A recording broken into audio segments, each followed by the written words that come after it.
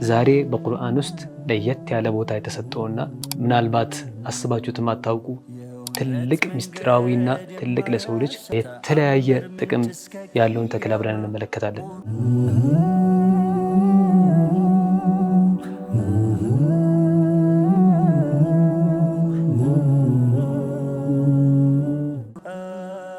ይህ ጥበብን ከቁርአን ፕሮግራማችን ነው። አብራችሁን ቆዩ። አሰላሙ አለይኩም ወራህመቱላሂ ወበረካቱ። የቁሉ አልሐቁ ሱብሓነሁ ወልሐቡ ዙል ዐስፊ ወረይሓን፣ እህሉም ገለባና መዓዛ ያለው ቅጠል ባለቤት የሆነ አላሁ ጀለ ወዐላ ረይሓን የተለያየ የቁርአን አንቀጽ ላይ ሲጠቅሰው እንመለከታለን። ምንድን ነው ይሄ ረይሓን? ዐስፍስ ምንድን ነው? ዐስፍ ማለት የእህል ዘሮች ገብስ ምናምን እነዚህ ዘሮች የሚጠቀለሉበትና የሚጠበቁበት ገለባ ነው። ረይሓን ደግሞ ሙፈሲሮች ሁለት ትርጉም ይሰጡታል። የመጀመሪያው ማንኛውም ጥሩ መዓዛ ያለው ተክል ረይሓን ይባላል ይላሉ።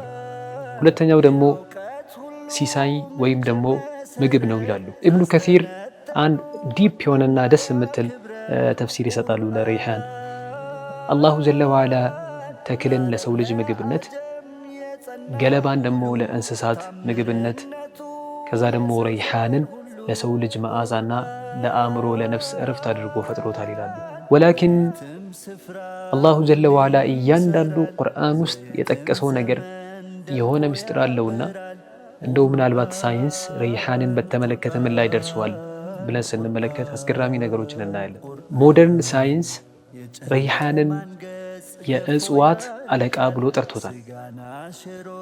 በሚገርም ሁኔታ የተለያዩ ጥቅሞች አሉት። ከነሱ ውስጥ አንዱ ረይሓን በጣም አስፈላጊ የሆኑ ኦይሎችን ኤሴንሻል ኦይሎችን የሚባልና ከተለያዩ ኬሚካሎች የተሰሩ ኦይሎችን በውስጡ የያዘ ነው። ከነሱ ውስጥ አንዱ ዩጂኖል ነው። ይህ ዩጂኖል የህመም ማስታገሻ ፔንኪለር፣ እንደ ፔንኪለር የህመም ማስታገሻ ነው። ይህ በጣም በሰፊው ረይሓን ውስጥ እናገኘዋለን። ሌላው ደግሞ ሊኖሌል የምንለው ነው። ይህ ደግሞ የጭንቀትን ሴሎች በማረጋጋት የሰው አእምሮ እንዲረጋጋ ያደርጋል። ሳይንስ ረይሓንን አዳፕቶጅን በሚለው ይመድበዋል። ይህ ምንድነው? ከስነ አእምሮ ጋር የተያያዘ ነገር ነው። የሰው ልጅ በቀን ውሎ ውስጥ የተለያዩ የስራ ጫናዎች፣ የህይወት መከሮች ሲገጥሙት፣ በስትረስ ፕሬዠር ሲደረግ ረይሓንን ሲጠቀም ይህ ረይሓን ውስጥ የሚገኙ ንጥረ ነገሮች እንዲረጋጋና በስትረስ የተወጠሩ ነርቮች ደግሞ ሪላክስ እንዲያደርጉ ያደርጋል። በስነ አእምሮ ውስጥ በጣም ትልቅ ጨዋታን የሚጫወት ሆነው እናገኛለን ረይሓንን።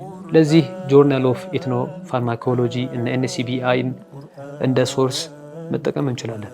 አሕባቢ አልኪራም ከ1400 ዓመት በፊት አላሁ ጀለ ወዐላ ቁርአን ውስጥ ጽፎ የምናገኘው ቃል ዛሬ በቤተ ሙከራዎች በጣም በጥብቅ እየተቆራኘን እየተመለከትን ነው።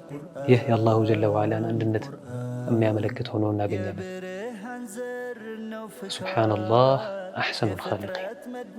ሰላሙ አለይኩም ወረሕመቱላሂ ወበረካቱሁ።